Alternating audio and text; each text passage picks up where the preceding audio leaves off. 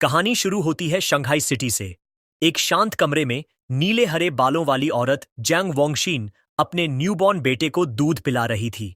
वो अपने बच्चे चेंचिन से कहती है कि कितना लकी है वो, बस खाना और सोना। मुस्कुराते हुए बोली कि वो उसकी वजह से नींद खो रही है, लेकिन अगर वो स्वस्थ बड़ा हो जाए तो सब इसके काबिल है। उसे नहीं पता था कि ये बच्चा ऑर्डिनरी नहीं है। वो एक रीइंकारनेटेड इंसान था, अपने पिछले जीवन की कॉन्शियसनेस लेकर पैदा हुआ। दूध पीते पीते उसने नोट किया कि उसका दिमाग पूरी तरह डेवलप नहीं हुआ है, लेकिन फिर भी वो सब कुछ समझ रहा है। अचानक उसके सामने एक नीला गेम जैसा स्टेटस स्क्रीन आया। उस पर लिखा था name Lin Jichen, age 33 days, biological level ordinary tier 1। तभी उसे एहसास हुआ कि उसके पास एक स्पेशल चीट एबिलिटी है। 3 महीने की उम्र में लिन जिचिन अपने क्रिब में था और उसके माता पिता जांग वानिन और लिन यान उसे देख रहे थे। उसके पिता बोले कि यह बच्चा शारीरिक रूप से कितना गिफ्टेड लग रहा है, शायद बड़ा होकर एक माइटी जीन फ्यूजर बनेगा या कम से कम एक साइबॉग। तभी लिन जीचिन जोर जोर से किक मार रहा था। सिस्टम नोटिफिकेशन आया, kicked 10,000 times, biological attribute unlocked and advanced. अब उसे एक नया स्किल मिला, जिससे उसके शरीर का जो भी हिस्सा वो ट्रेन करेगा वो कार्बन बेस्ड लिमिट तक इन्फिनिटली स्ट्रांग बनता जाएगा। उसे महसूस हुआ कि उसकी ताकत बढ़ रही है। उसने सोचा, आखिर उसके पिता का मतलब क्या है जीन फ्यूजर्स और साइबॉग से, और उसने सुपर हीरोज जैसी कल्पना की। 4 महीने की उम्र में लिन जिचिन बैठना और रेंगना सीख गया था। अपने पेरेंट्स को डराने से बचने के लिए वो रात में अकेले ट्रेनिंग करता था। हर बार जब वो क्रॉल करता, सिस्टम उसे पॉइंट से रिवॉर्ड करता। 1 महीने बाद 5 महीने की उम्र में वो चलना मास्टर कर चुका था। 6 महीने में वो अब अपने पेरेंट्स के सामने भी बैठ और क्रॉल सकता था, बिना ज्यादा अजीब लगे। एक दिन टीवी देखते वक्त न्यूज रिपोर्ट में एबेरेंट बीस्ट्स दिखाई गईं, जिनसे लड़ने के लिए जीन फ्यूजर्स और साइबॉग्स दोनों साथ लड़ रहे थे। तभी पहली बार लिन जिचिन को समझ आया कि ये दुनिया उसकी पुरानी दुनिया से कितनी अलग है। उसने जाना कि इस धरती पर म्यूटेशन हो चुका है और टेरिफाइंग क्रीचर्स पैदा हुए हैं, जिन्हें एबेरेंट बीस्ट्स कहते हैं। इनसे लड़ने के लिए इंसानों ने 2 रास्ते बनाए। 1. मैकेनिकल असेंशन, जहां इंसान अपने शरीर को टेक्नोलॉजी से मॉडिफाई करके पावरफुल साइबॉग्स बनते हैं। 2. जीन मॉडिफिकेशन, जहां इंसान एबेरेंट बीस्ट्स के जीन्स को अपने साथ फ्यूज करके जीन फ्यूजर्स बनते हैं और मॉन्स्टर्स से अपनी शक्ति से लड़ते हैं। ये सब डेंजर्स समझकर रीइंकार्नेटेड लिन जीचिन ने ठान लिया कि वो अपने सिस्टम का इस्तेमाल करके सुरक्षित बड़ा होगा, धीरे धीरे इवॉल्व करेगा और इस खतरनाक दुनिया में सरवाइव करेगा। एक दिन डोरबेल बजी। जंग वोंगशिन दरवाजा खोलती है और सामने नीली ड्रेस पहनी हुई एक औरत खड़ी है, शू मिंग। वो उनका नया पड़ोसी है। शू मिंग अपने परिवार का परिचय कराती है, अपने पति शेनजानी और छोटी बेटी शेन किंग हान का, जो एक डॉल पकड़कर खड़ी है। लिन जिचिन उस छोटी लड़की को देखता है जिसके बाल पर्पल हैं। वो मानता है कि शेन किंग हान उसकी इस नई दुनिया की पहली दोस्त बनेगी और उसे महसूस होता है कि उनकी किस्मतें एक दिन गहराई से जुड़ेंगी। समय बीतता है और लिन जिचिन खुद को ट्रेनिंग में झोंक देता है। 7 महीने की उम्र में अपने यूज एंड एडवांस स्किल की वजह से वो दौड़ना, कूदना और बेसिक भाषा बोलना खुद से बातें करके सीख जाता है और हर एक्टिविटी से स्टैट पॉइंट्स कमाता है। 8 महीने में उसका ट्रेनिंग लेवल इतना बढ़ जाता है कि वो क्रिब में ही सिटअप्स और पुशअप्स करने लगता है। लेकिन वो ध्यान रखता है कि जब तक उसके पेरेंट्स आसपास न हो तभी प्रैक्टिस करे। लेकिन एक दिन उसकी मां जैंग वोंगशिन बैल्कनी में जाती है और शॉक्ड हो जाती है जब देखती है कि उसका 8 महीने का बेटा सिटअप्स कर रहा है। वो अपनी आंखें मलती है, यकीन नहीं होता। लेकिन चूंकि वो वेब नॉवेल ऑथर है, इसलिए उसे लगता है कि ये स्ट्रेस की वजह से हेलुसिनेशन है। लिन तुरंत सोने का नाटक करता है, राहत की सांस लेता है और सोचता है कि अब उसे और ज्यादा सावधान रहना होगा। कुछ दिनों बाद नहाते वक्त जैंग वोंगशिन को एक और बड़ा झटका लगता है। वो चिल्लाकर अपने पति लिन यन को बुलाती है। जब वो भागते हुए आते हैं तो वो दिखाती है कि उनका 8 महीने का बेटा डिफाइंड एबीएस बना चुका है। लिन यान हैरान रह जाता है। वो उत्साहित होकर कहता है कि शायद उनका बेटा 1 इन अ मिलियन प्रोडिजी है और उसका भविष्य बहुत ब्राइट होगा। चाहे जीन फ्यूजर बने या साइबॉर्ग। ये जीनियस वाली बातें सुनकर लिन जिचिन चैन की सांस लेता है कि उसका सीक्रेट अभी तक सेफ है। उसे लगता है कि वाकई लकी है जिसके पेरेंट्स दोनों वेब नॉवल ऑथर्स हैं। लेकिन वो ये भी सोचता है कि इस म्यूटेटेड अर्थ पर वो अकेला जीनियस नहीं है। वो और उसकी माँ एक न्यूज रिपोर्ट देखते हैं जिसमें दिखाया जाता है कि एक मार्शल आर्ट्स फैमिली का 2 साल का बच्चा एक हाथ से 20 किलोस का डंबल उठा सकता है। जैंग वोंगशिन अपने बेटे को पास खींचकर गर्व से कहती है कि उसका चेंचिन भी उतना ही अमेजिंग है। लिन जीचिन अपनी माँ की इस कॉन्फिडेंस से भावुक हो जाता है और सोचता है कि क्या वो भी 2 साल की उम्र में 20 किलोज उठा पाएगा। जब लिन जीचिन सचमुच 2 साल का होता है, उसकी ट्रेनिंग रंग लाती है। उसने लो प्रोफाइल रखते हुए गुप्त रूप से अपनी ताकत डेवलप की होती है।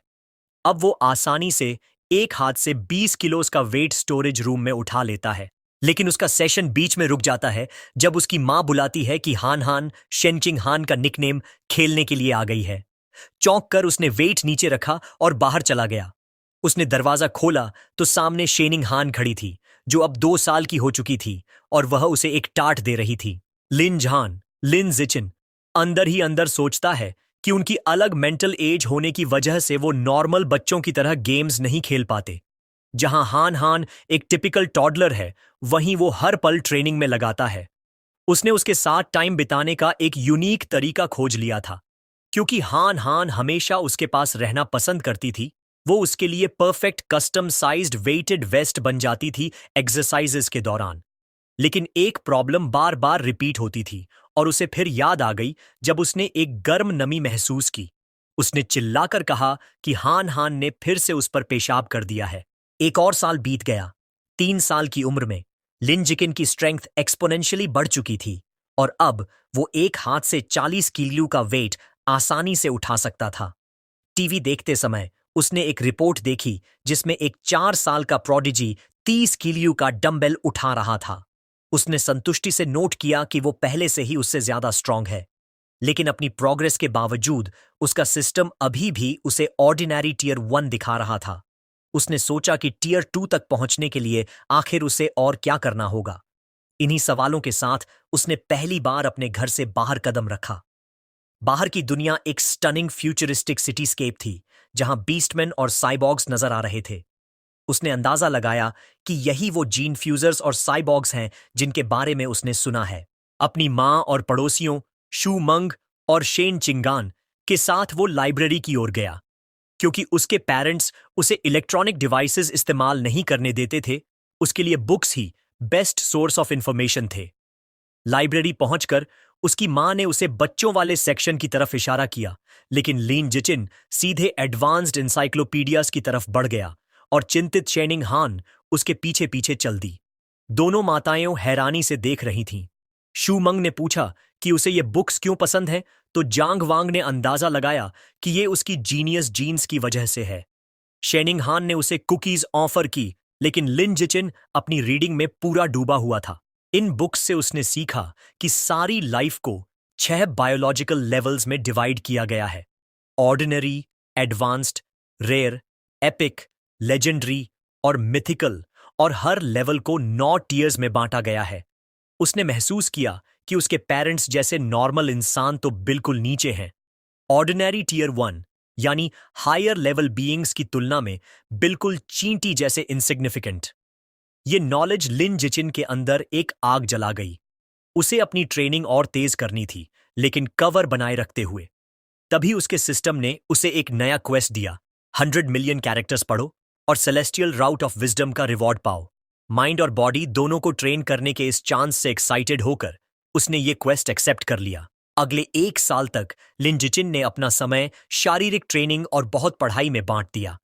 4 साल की उम्र में वह और शेन चिंगहान अपने टीचर मिस जांगमे का हाथ पकड़े हुए किंडरगार्टन जाने लगे। उसकी मेहनत रंग लाई। स्कूल शुरू होने के थोड़े समय बाद ही वह ऑर्डिनरी टीयर 2 तक पहुंच गया। उसकी फिजिकल ताकत बेहद जबरदस्त थी। वह एक हाथ से 80 किलो वेट उठा सकता था, 1.2 मीटर ऊंचाई तक कूद सकता था और 100 मीटर की दौड़ सिर्फ 11 सेकंड से कम समय में पूरी कर सकता था। ये आंकड़े किसी एडल्ट के लिए भी बहुत बड़े हैं। एक किंडरगार्टनर की तो बात ही छोड़ो।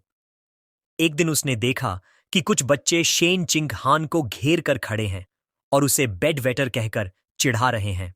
अपने दोस्त को रुलाते हुए देखकर उसे समझ आ गया कि अब उसे एक्शन लेना होगा।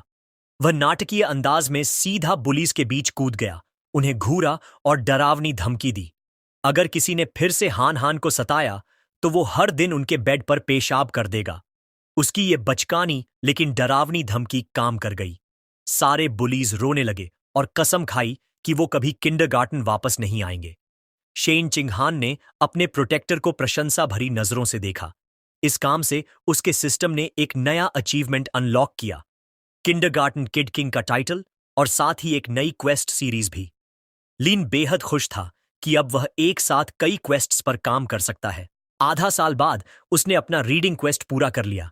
उसने 100 मिलियन कैरेक्टर्स पढ़ लिए थे और उसे इनाम मिला, सेलेस्टियल रूट ऑफ विजडम, जिसने उसे परफेक्ट याददाश्त और पीक ह्यूमन लर्निंग एबिलिटी दी। समय तेजी से बीता और जल्द ही वह और शेन चिंगहान लगभग 7 साल के हो गए, अपने किंडरगार्टन ग्रेजुएशन फोटो के लिए पोज करते हुए।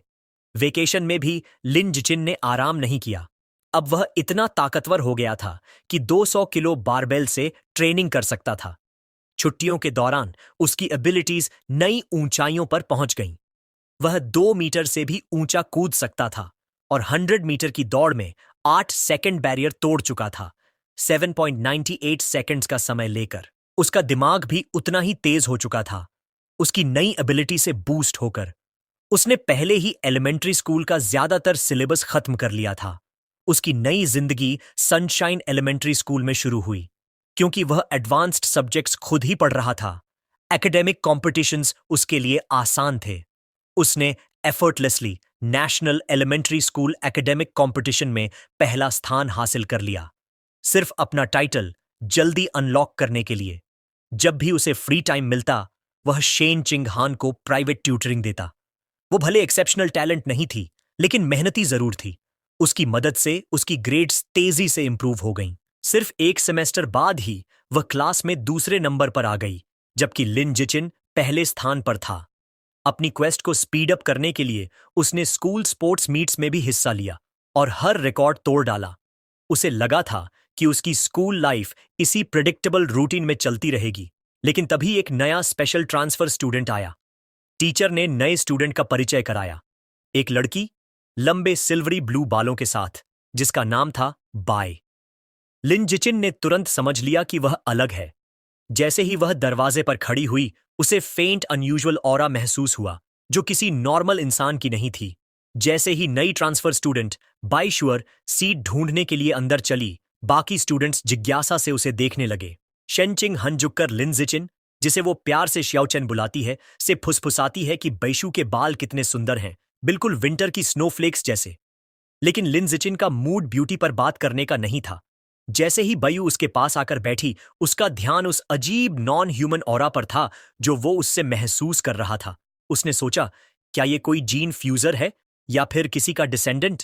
आने वाले दिनों में बाई सबके लिए एक रहस्य साबित हुई। वो किसी से बात नहीं करती थी और जैसे ही क्लास खत्म होती, अपना सिर डेस्क पर रख देती और बिल्कुल हिलती भी नहीं। वो तो बमुश्किल वॉशरूम के लिए भी उठती थी। शुरुआत में बच्चे क्यूरियस थे, यहां तक कि उसके सोते हुए फोटोज भी लेते थे। लेकिन जब उसका बिहेवियर वैसा ही रहा तो सबका इंटरेस्ट चला गया और क्लासरूम फिर से नॉर्मल हो गया। लेकिन 1 महीने बाद यह शांति टूट गई। एक अजीब फिनोमिनन शुरू हुआ। बावर के शरीर से एक सफेद चिपचिपा लिक्विड निकलने लगा। वो सब्सटेंस बहुत बदबूदार था और उसके कपड़ों और पैरों पर बहता रहा। बाकी स्टूडेंट्स ने घृणा से रिएक्ट किया और शिकायत करने लगे कि स्मेल कितनी खराब है। एक लड़का मजाक उड़ाते हुए गंदी बातें करने लगा और फिर अपनी पानी की बोतल उस पर उड़ेल दी, कहते हुए कि वो उसे वॉश कर रहा है। अपमानित और भीगी हुई बिशु ने डेस्क पर अपनी मुट्ठी भींच ली। आंसू उसके चेहरे पर बहने लगे और वो हल्की हल्की सिसकियों के साथ रोने लगी। बुलीज उसकी हालत देखकर जोर जोर से हंसने लगे।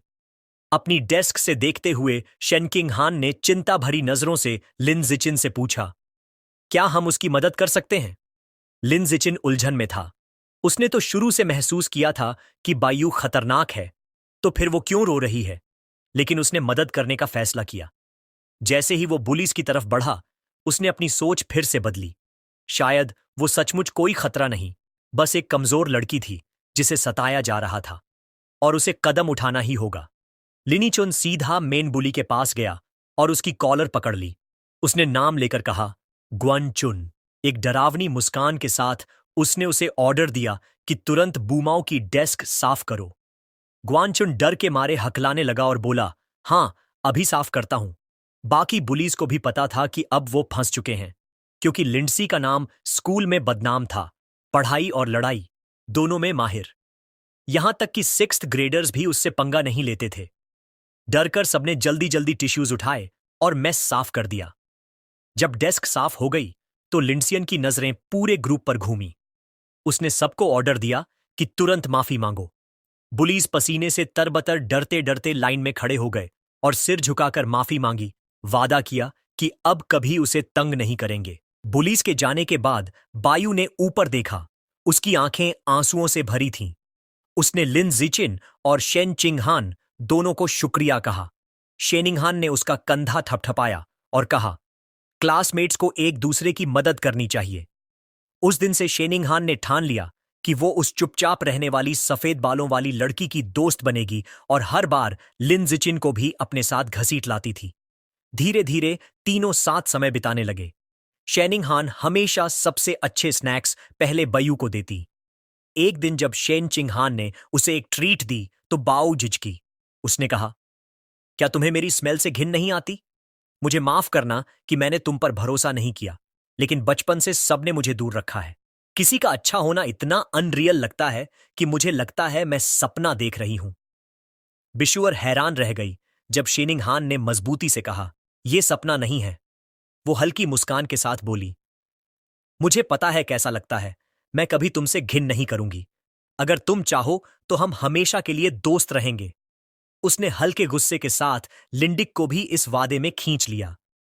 भावनाओं से भरकर बाशुअर ने शीनिंगहान को कसकर गले लगा लिया। उसकी आंखों से आंसू बहने लगे और उसने उनका बार बार शुक्रिया किया। थोड़ा संभलने के बाद उसने कहा कि वो भी उन्हें एक गिफ्ट देना चाहती है। उसने एक नेकलेस निकाला जिसमें 2 बीस्ट फैंग्स थे और बताया कि ये उसकी मां का बर्थडे गिफ्ट था। उसने कहा कि ये उनकी दोस्ती का सिंबल होगा। शेनिंगहान ने खुशी खुशी हामी भरी। तीनों बच्चे स्कूल यार्ड में खड़े हुए डूबते सूरज की रोशनी में खुशी खुशी बोल पड़े, हम हमेशा दोस्त रहेंगे। लेकिन जैसे ही उनकी नई दोस्ती मजबूत हुई, अचानक सब बदल गया। एक दिन शेनिंगहान हैरान रह गई जब उसे पता चला कि बायू ने स्कूल छोड़ दिया है। लिंडिचिन ने इसकी पुष्टि की, बताते हुए कि उसने उसे खुद विथड्रॉल पेपर्स भरते देखा था। उसकी यादों में वो मोमेंट ताजा हो गया। उसने प्रिंसिपल के ऑफिस के दरवाजे से देखा था, जहां बायू प्रिंसिपल के साथ थी और एक बड़ा डरावना आदमी साइबरनेटिक आर्म्स के साथ खड़ा था।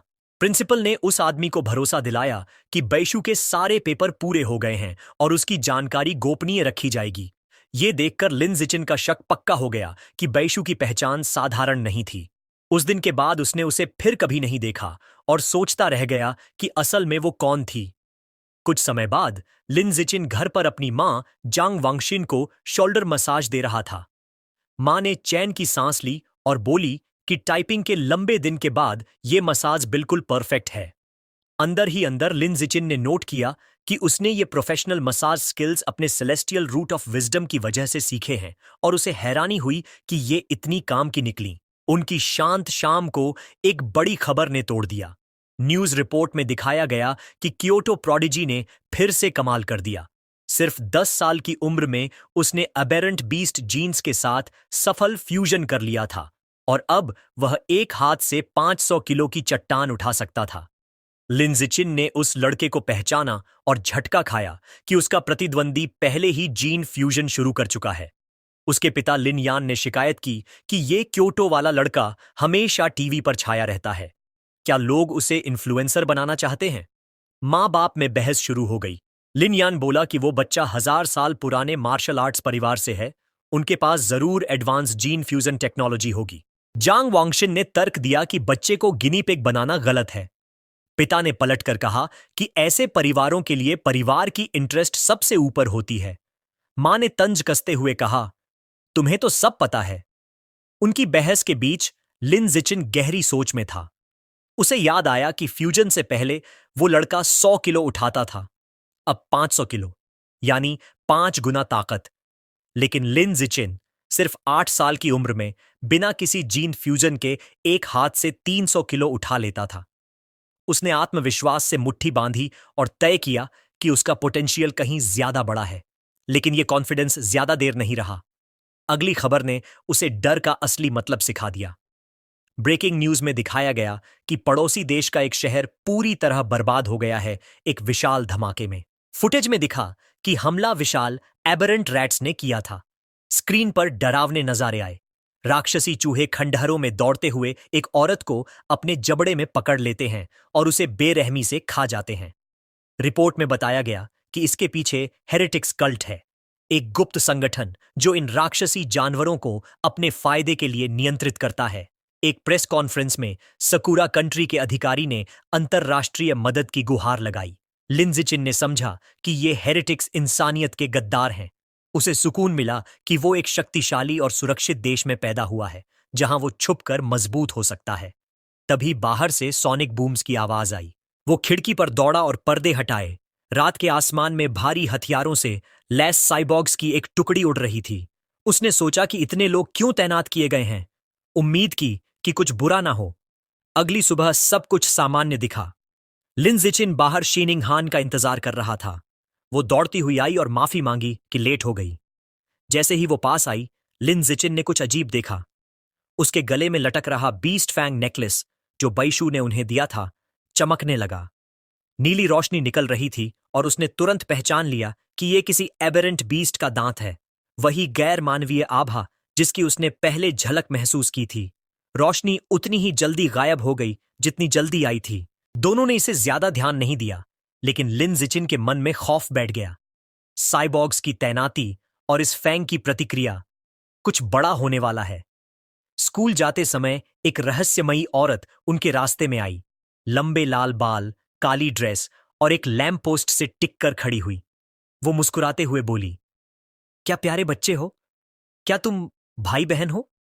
शीनिंग हान ने गर्व से जवाब दिया, नहीं, हम बचपन से सबसे अच्छे दोस्त हैं। औरत ने हल्की उदासी से कहा, काश मेरा भी कोई बचपन का दोस्त होता। फिर अचानक उसका चेहरा डरावना हो गया। आंखों में चमक लिए उसने पूछा, लेकिन तुम लोग स्कूल अकेले क्यों जा रहे हो? तुम्हारे माता पिता कहाँ हैं? जैसे ही शेनिंग हान बोलने लगी, लिन जिचिन ने जल्दी से उसका हाथ पकड़ लिया और बीच में काटते हुए कहा, चलो, देर हो रही है। वो उसे खींचकर आगे ले गया। पीछे रह गई वो रहस्यमयी लाल बालों वाली औरत। काफी दूर आने के बाद उसने शेनिंग हान को हल्के से डांटा, उसे याद दिलाते हुए कि अजनबियों से बात नहीं करनी चाहिए। उसने सिर हिलाकर हामी भर दी। स्कूल के बाद लिन जिचिन उसे एक सुनसान गली से ले गया। शेनिंग हान घबराकर बोली कि यह जगह कितनी डरावनी है। लिन जिचिन ने समझाया कि इस इलाके को गिराने का काम तय हो चुका है और सब लोग पहले ही यहां से जा चुके हैं। उनकी चाल अचानक एक जानी पहचानी आवाज से रुक गई। सुबह वाली लाल बालों वाली औरत फिर सामने आ गई, यह कहते हुए कि आखिर तुम लोग स्कूल से बाहर आ ही गए। वह अकेली नहीं थी, उसके साथ एक बड़ा मांसल आदमी था जिसका नाम शांग था। औरत ने शांग से कहा कि बच्चे यहीं हैं। लिन जिचिन घबरा गया। उसने जानबूझकर अलग रास्ता चुना था, लेकिन फिर भी वह उनका पीछा करते हुए आ गई थी।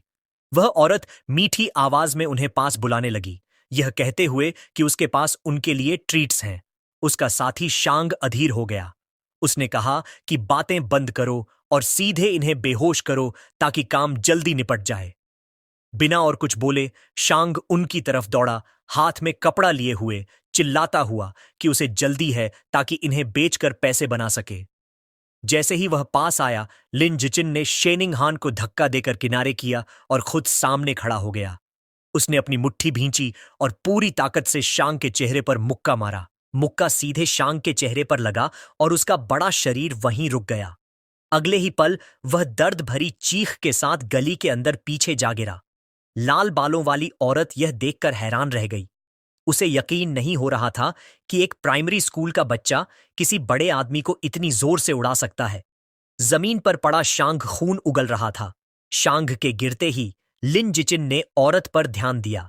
इससे पहले कि वह कुछ कर पाती, उसने उसके पेट पर एक जबरदस्त मुक्का मारा और फिर एक तेज अप्रकट झड़कर उसे बेहोश कर दिया।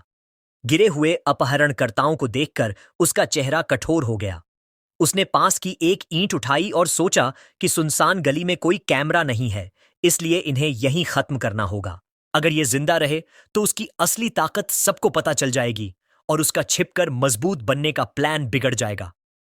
लेकिन ठीक उसी समय जमीन बुरी तरह हिलने लगी। एक भयंकर भूकंप ने गली को हिला दिया।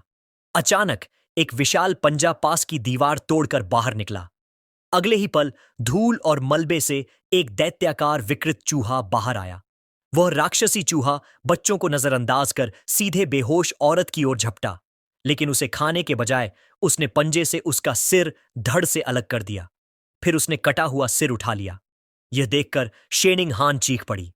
खतरे को पहचानते हुए लिन जिचिन ने उसे अपनी बाहों में उठा लिया और बोला, यह एक दैत्य चूहा है, हमें सुरक्षित जगह भागना होगा। वह तुरंत मुड़ा और उसे लेकर भाग निकला। भागते भागते अचानक आसमान में लाल और सुनहरे रंग की एक चमक दौड़ती है। एक फीमेल साइबॉर्ग जिसकी सुनहरी बाल थे और हेलमेट पर खरगोश जैसे कान लगे थे, बिजली जैसी तेजी से गली में आ उतरती है। उसकी गति इतनी अविश्वसनीय थी कि वो मानो धुंधली परछाई की तरह मॉन्स्टर चूहे के पास से निकल गई। लिन जिचिन के कंधे के ऊपर से देखते हुए शेनिंग हान हैरान होकर चिल्लाती है कि वो साइबॉर्ग कितनी तेज है। साइबॉर्ग बड़ी निपुणता से मॉन्स्टर के पीछे उतरती है और हमला करने की तैयारी करती है। उसका दस्ताना चमक उठता है और वो अपना हथियार चार्ज करते हुए ऐलान करती है, एनेस्थेटिक स्मोक। वो प्रोजेक्टाइल दागती है जो गली को हिला देने वाले धमाकों के साथ फटते हैं। लिन जिचिन तुरंत शेनिंग हान को अपनी बाहों से ढककर ब्लास्ट से बचाता है। विस्फोटों में फंसा मॉन्स्टर चूहा दर्द में दहाड़ता है और एनेस्थेटिक धुएं से चकरा जाता है। मौका देखते ही साइबॉर्ग आगे बढ़ती है और तेज वारों की झड़ी लगाकर कमजोर जानवर को खत्म कर देती है। बाद में लिन जिचिन घर पर न्यूज रिपोर्ट देखता है जिसमें इस घटना को दिखाया जाता है। वो लड़ाई का गहराई से विश्लेषण करता है और निष्कर्ष निकालता है कि उस साइबॉर्ग की ताकत बहुत ऊंची नहीं थी।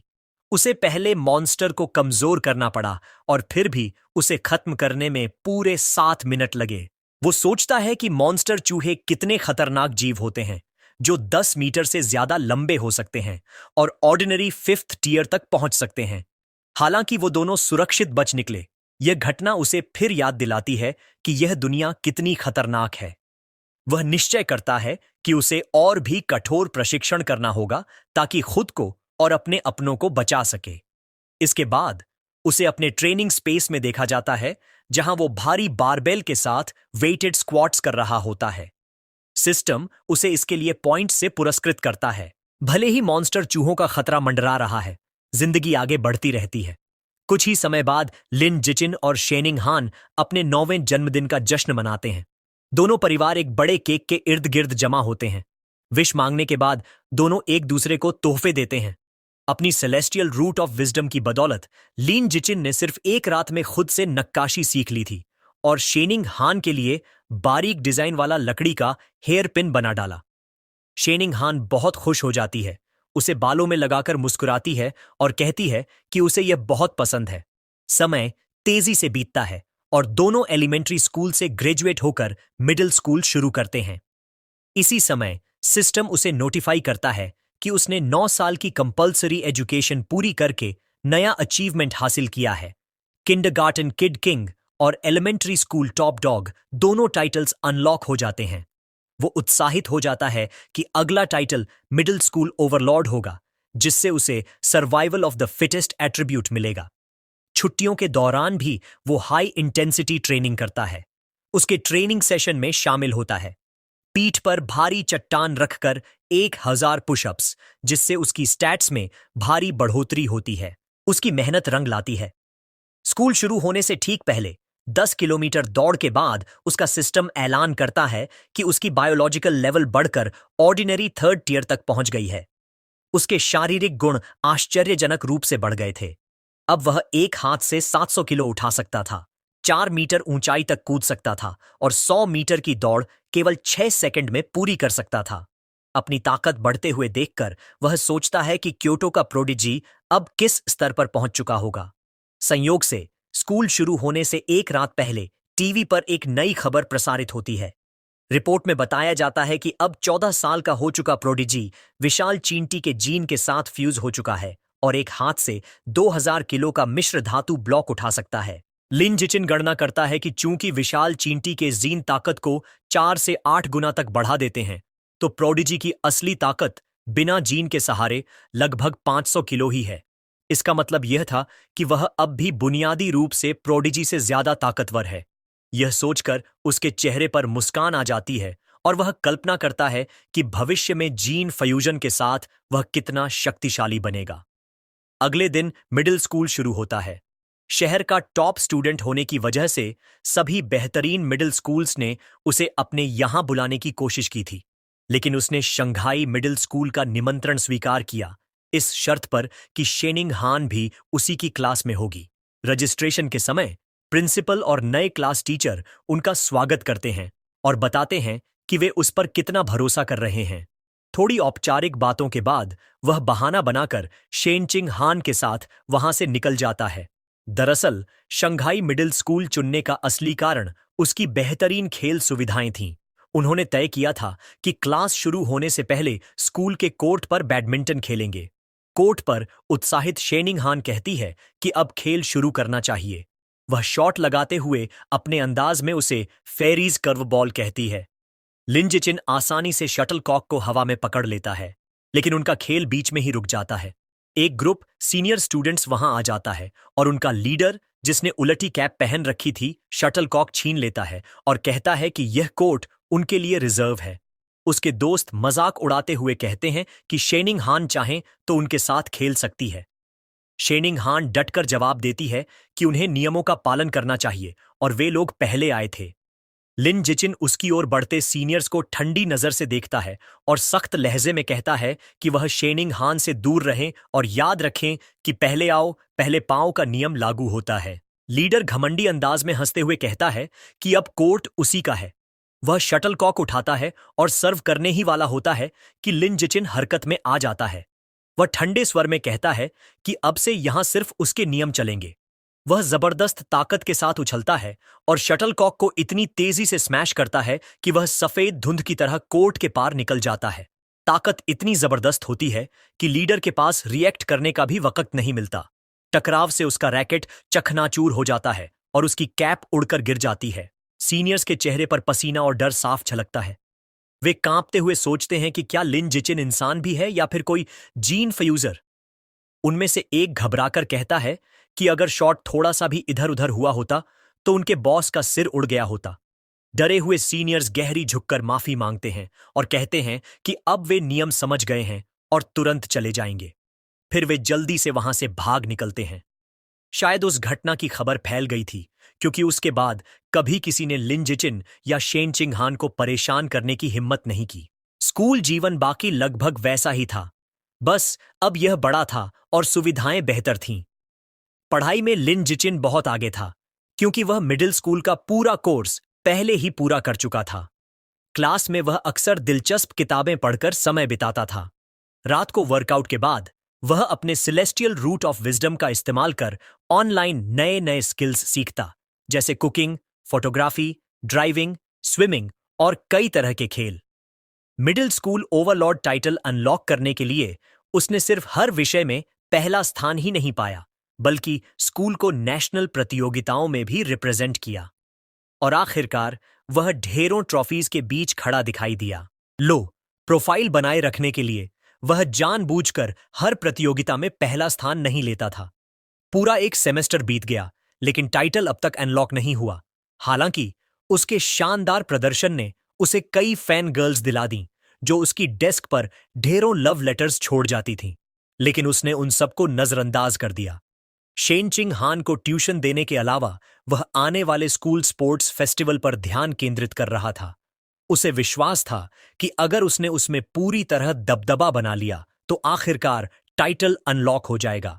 फेस्टिवल के लिए उसने सिर्फ 3 इवेंट्स चुने, शॉट पुट, हाई जंप और स्प्रिंटिंग, जो क्रमशः ताकत, छलांग और गति का प्रतिनिधित्व करते थे।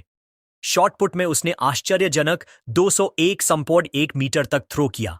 हालांकि उसने खुद को सुपर ह्यूमन न दिखाने के लिए काफी कंट्रोल किया, फिर भी वह आसानी से तीनों इवेंट्स में पहला स्थान ले गया।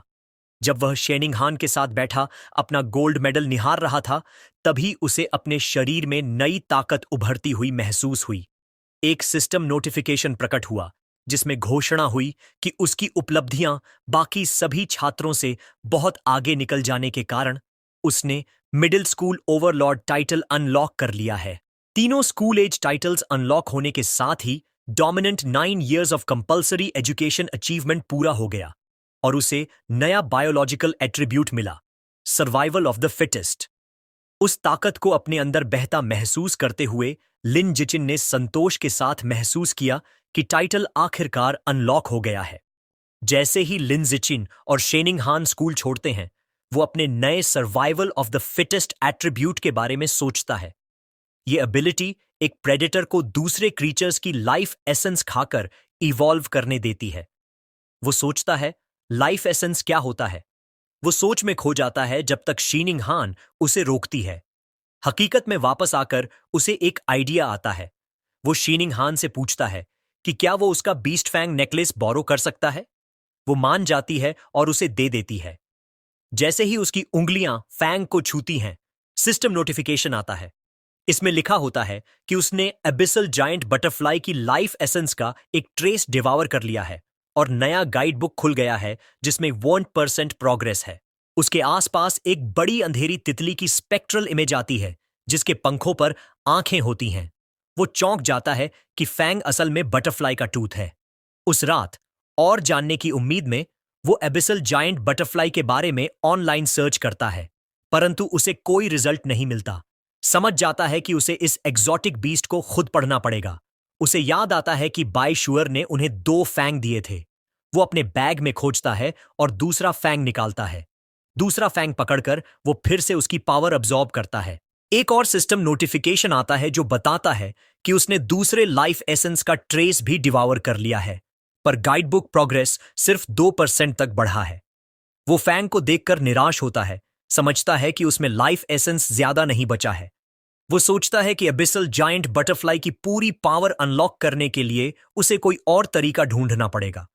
अगले दिन स्कूल के बाद अपनी ट्रेनिंग तेज करने और किसी भी एबेरेंट बीस्ट से जल्दी बचने के लिए लिन जिचिन रोज स्कूल जाने आने में शेनिंगहान को बाइक पर लेकर जाता है। जब वे स्कूल के मैदान से बाहर निकल रहे होते हैं, एक आदमी उन्हें बुलाता है। ट्रैक सूट पहने आदमी जिचिन को रोकता है और खुद को कोच गुओ बताता है, जो स्कूल की मार्शल आर्ट्स टीम का कोच है।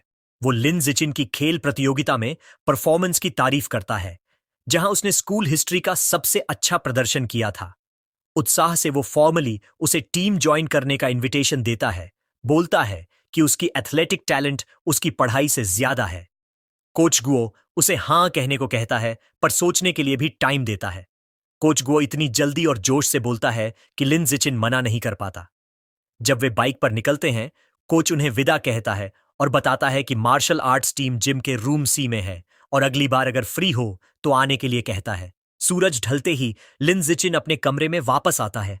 अपनी नई एबिलिटी टेस्ट करने के लिए तैयार होता है। वो हाथों से हाथ मारकर एक कॉकरोच और मस्कीटो मारता है जो उसे मिला। वो मरे हुए इंसेक्ट्स को देखता है, पर कोई पावर सर्ज महसूस नहीं करता। समझता है छोटे और आम क्रीचर्स मारने से स्किल एक्टिवेट नहीं होती। वो सोचता है कि सिर्फ ताकतवर या एग्जॉटिक बीस्ट्स में लाइफ एसेंस होती है जिसे डिवावर कर वो इवॉल्व कर सकता है।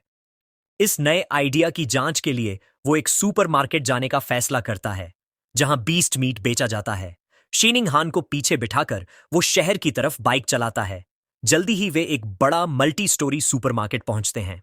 अंदर वे गलियारों के माध्यम से चलते हैं और लिन जिचिन नोट करता है कि भले ही बहुत सारा बीस्ट मीट है, लेकिन वो सब प्री पैकेज्ड है। उसे पता है कि बिना मांस को छुए वह अपनी थियरी नहीं टेस्ट कर सकता।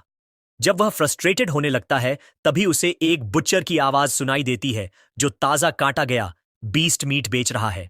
वो एक काउंटर देखता है जहां लिखा होता है fresh beast meat, pre packaged नहीं, सेफ टू ईट। वहां एक बुच्चर बड़े टुकड़ों में मांस काट रहा होता है। लिन जिचिन शेनिंग हान से कहता है कि वो इंतजार करे और वो मांस को चेक करने वाला है। वह और कुछ नहीं बताता, बस जल्दी से काउंटर की ओर भागता है। वह अपना हाथ फ्रेश कटे बीस्ट मीट पर रखता है। जैसे ही उसका हाथ मांस से टच होता है, एक तेज पर्पल एनर्जी की लहर उसके अंदर बहने लगती है। जैसा कि उसने सोचा था, बीस्ट मीट में लाइफ एसेंस की मजबूत लहर होती है। वह एक्साइटमेंट में मुट्ठी मजबूत कर लेता है और चेहरे पर बड़ी मुस्कान आ जाती है। शेनिंग हान इसे देखकर हैरान होती है, सोचती है कि सिर्फ मांस छूने से वह इतना एक्साइटेड क्यों हो रहा है।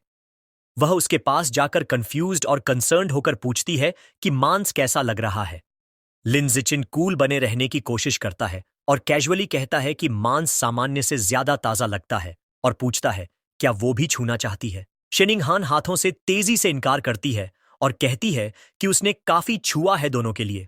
अपनी थ्योरी कंफर्म करने के बाद लिन जिचिन घर पर ट्राई करने के लिए बीस्ट मीट खरीदने का फैसला करता है, जो शेनिंग हान के लिए सरप्राइजिंग होता है। वो उसकी रिएक्शन को देखकर उबराश नहीं होता, क्योंकि उसे पता है कि बीस्ट मीट बहुत महंगा होता है। सबसे सस्ता ऑप्शन गोस्ट शैडो स्क्विड करीब 1000 येन प्रति जिन का होता है। उसने स्क्विड वाला पैकेज उठाया। शीनिंग हान कीमत को देखकर पैनिक हो गई और कहती है कि यह बहुत महंगा है और उसे पहले अपनी मां से पूछना चाहिए। लिंजेचीन मुस्कुराता है और उसकी सिर पर प्यार से हाथ रखता है। कहता है, चिंता मत करो। वह एक झूठ बनाता है कि उसकी मां ने उसे पहले ही दोनों परिवारों के लिए बहुत कुछ खरीदने को कहा है। एक फ्लैशबैक में उसकी मां जंग वंगशिन खुशी खुशी दावत बनाने को तैयार होती है।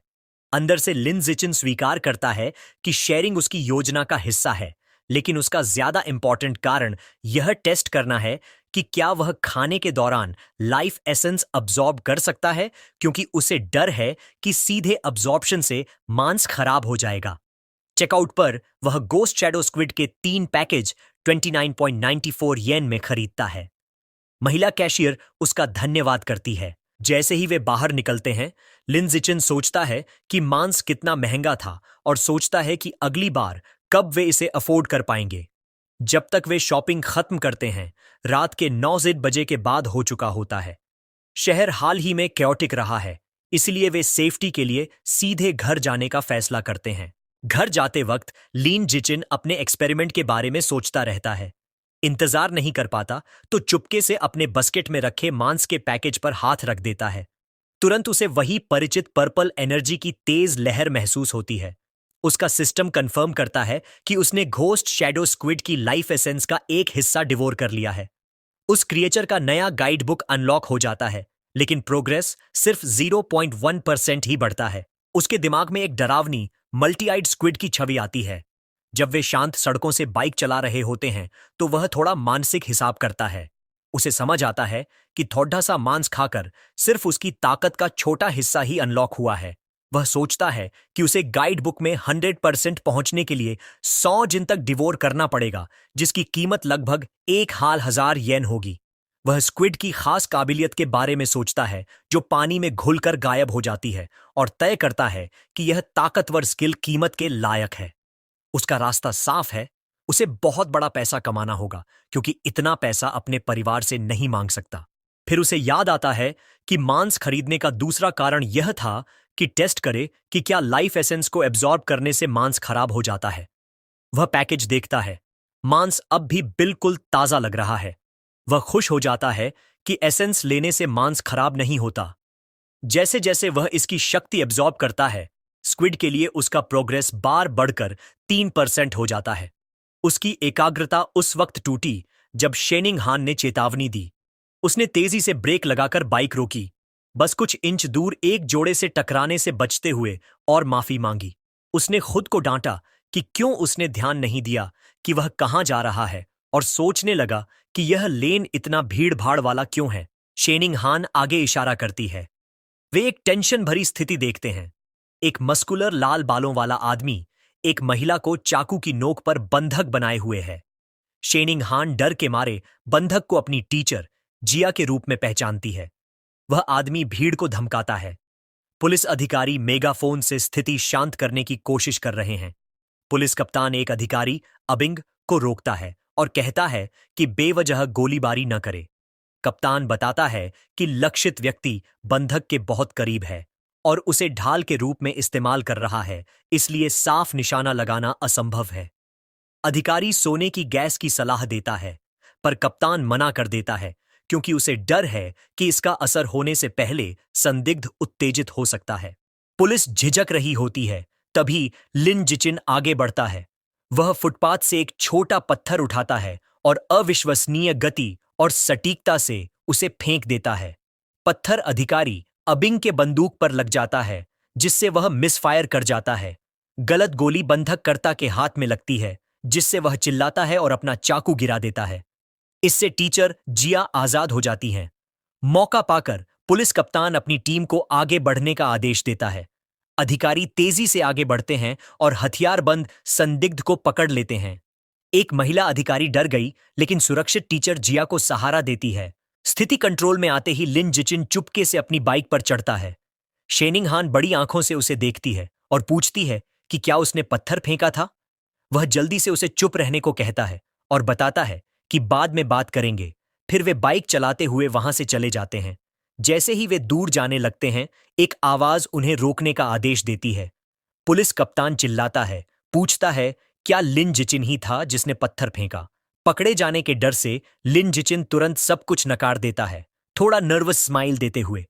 महानिदेशक उन्हें जाते हुए देखता है और सोचता है कि कोई अच्छा काम कबूल नहीं करता। ये अजीब बात है। फिर वह जोर से कहता है कि बहादुरी का इनाम भी होता है। इनाम का शब्द सुनते ही लिन जिचिन का ध्यान खींच जाता है। पैसों की जरूरत से वह जोर से ब्रेक लगाता है, रुकता है और कप्तान के पास दौड़ता है। शर्माते हुए वह अपनी नकारात्मक बात वापस लेता है, बता देता है कि उसने पत्थर फेंका था और समझाता है कि पैसा उसके लिए कितना जरूरी है। कप्तान कहता है कि रिपोर्ट देने के लिए पुलिस स्टेशन जरूर आए और वह उसकी मदद करेगा इनाम के लिए। परिवार वालों को सूचित करने के बाद लिन जिचिन और शेनिंग हान पुलिस स्टेशन जाने की तैयारी करते हैं। उन्हें लगता है कि सब कुछ ठीक से होगा, लेकिन जैसे ही पुलिस हथकड़ी में बंद संदिग्ध को ले जाती है, कुछ बेहद गलत होता है। संदिग्ध का चेहरा भयानक तरीके से डरावना हो जाता है। पुलिस भयभीत होकर समझ जाती है कि वह एक हेरेटिक है और वह उनके सामने एक विशाल विचित्र चूहे में बदल रहा है। राक्षस अपने हथकड़ी तोड़ देता है और अधिकारियों पर अपने बड़े पंजे से वार करता है। पुलिस कप्तान रेडियो पर आदेश देता है कि सभी फोर्सेस को फायर खोलना है, लेकिन नागरिकों की सुरक्षा का ध्यान रखते हुए। अधिकारी अपने हथियार निकालते हैं, लेकिन गोलियां असर नहीं दिखाती। तभी एक घबराहट भरा रिपोर्ट आता है, जिसमें बताया जाता है कि हेरेटिक ने राइट किंग जीन्स के साथ फ्यूज कर लिया है और तुरंत बैकअप के लिए कॉल किया जाता है। खतरा समझते हुए लिन जिचिन दोनों को पकड़कर दूर ले जाता है और जल्दी से भागने को कहता है। उसे राहत मिलती है कि राक्षस उनका पीछा नहीं कर रहा, लेकिन वह जानता है कि उन्हें जल्दी भागना होगा। जैसे ही वे भागते हैं, आकाश से एक नया फिगर पर्पल ऑनरा के साथ नीचे गिरता है। वह एक महिला साइबॉर्ग है जो स्लीक फ्यूचरिस्टिक आर्मर पहने होती है। वह विशाल चूहे पर एक जोरदार वार करती है, जिससे वह पीछे हट जाता है। हवा में तैरती हुई वह साइबॉर्ग, जिसके बाल छोटे और डार्क पर्पल हैं, अपने सीने में लेजर कैनन चार्ज करती है। फायर करने के कमांड पर वह एक विशाल तबाह करने वाली पर्पल एनर्जी किरण छोड़ती है, जो म्यूटेंट राइट को पूरी तरह घेर लेती है। क्रीचर दर्द में दहाड़ता है और पूरी तरह से खत्म हो जाता है। केवल जल चुकी झांसी बचती है। लिन जिचिन चौंक जाता है और साइबॉर्ग की जबरदस्त ताकत को देखता है। खतरा खत्म होते ही टीचर ता और शेनिंग हान राहत की सांस लेते हैं। लिन जिचिन ज्यादा अपनी बाइक की चिंता करता है, ध्यान देता है कि ब्लास्ट ने उसे नहीं मारा, वरना बड़ा आर्थिक नुकसान होता। जैसे ही टेंशन खत्म होती है, उसे अचानक एक बात समझ आती है।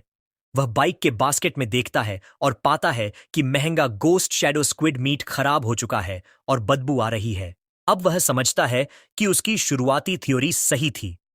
लाइफ एसेंस अब्सॉर्ब करने से मीट खराब हो जाता है, लेकिन इसका असर धीरे धीरे होता है। एक फूला हुआ टेंटिकल उठाते हुए वह सोचता है कि उसे कोई बहाना बनाना पड़ेगा और लड़ाई और मृत हेरेटिक को दोष देता है। ड्रामेटिक अंदाज में वह स्पॉइल्ड टेंटिकल नीचे फेंकता है और जोर से कहता है कि मीट जानवर की लड़ाई और साइबॉर्ग के अटैक की वजह से जला है। टीचर कॉवे उसे सांत्वना देती है, कहती है जो जरूरी है वो ये कि सब सुरक्षित हैं। हालांकि वे कप्तान की गुजारिश पर घर जाने का सोचते हैं, वे सुरक्षा टीम के साथ स्टेशन जाते हैं। वे उम्मीद नहीं कर रहे थे कि वे उसी वैन में जाएंगे जहां हेरेटिक के शरीर के अवशेष रखे थे। लेजर ब्लास्ट के बाद उसके पास सिर्फ आग लगे मांस का ढेर बचा था और उसकी सुगंध जोरदार थी। जैसे ही वह बदबूदार वैन में बैठता है, लिन जिचिन को दूसरी बात याद आती है। उसे याद आता है कि बाइशुअर के बीस्ट फैंग्स के अंदर लाइफ एसेंस तब भी थी जब क्रीचर मर चुका था। अब उसके दिमाग में एक नया संभावना उभरती है। क्या इस शव के अंदर भी लाइफ एसेंस बचा है? और अगर है, तो क्या वह कॉर्प्स के रैट किंग जीन को अपने लिए डिवावर कर सकता है? पता लगाने का सोचकर वह चुपके से अपना हाथ उन अवशेषों की तरफ बढ़ाता है। जैसे ही उसका हाथ छूता है, उसे एक शक्तिशाली लाल एनर्जी का सर्ज महसूस होता है। उसका सिस्टम कंफर्म करता है कि उसने जायंट म्यूटेंट रैट की लाइफ एसेंस का एक अंश डिवावर कर लिया है और उसके गाइड बुक में प्रभावशाली 5% प्रोग्रेस अनलॉक हो गई है। वह हैरान हो जाता है कि उसने इतना ज्यादा अब्सॉर्ब कर लिया और समझ जाता है कि सोर्स की फ्रेशनेस सीधे सीधे इस बात पर असर डालती है कि उसे कितनी लाइफ एसेंस मिल सकती है। उसे एस्कॉर्ट कर रहे ऑफिसर अबिंग उसकी हरकत नोटिस करते हैं और उसे चुपचाप बैठो कहते हैं। लिन जिचिन जल्दी से कहता है कि उसे तो बस हाथ फैलाना था। बाद में पब्लिक सिक्योरिटी ऑफिस पहुंचकर उसे पता होता है कि जहां अबिंग को बेवकूफ बनाना आसान था, वहीं सिक्योरिटी कैप्टन ज्यादा तेज है। कैप्टन लिन जिचिन को बताता है कि उसने उसकी ब्रेवरी रिवॉर्ड के लिए आवेदन कर दिया है, मगर फिर गंभीर होकर सवाल करता है।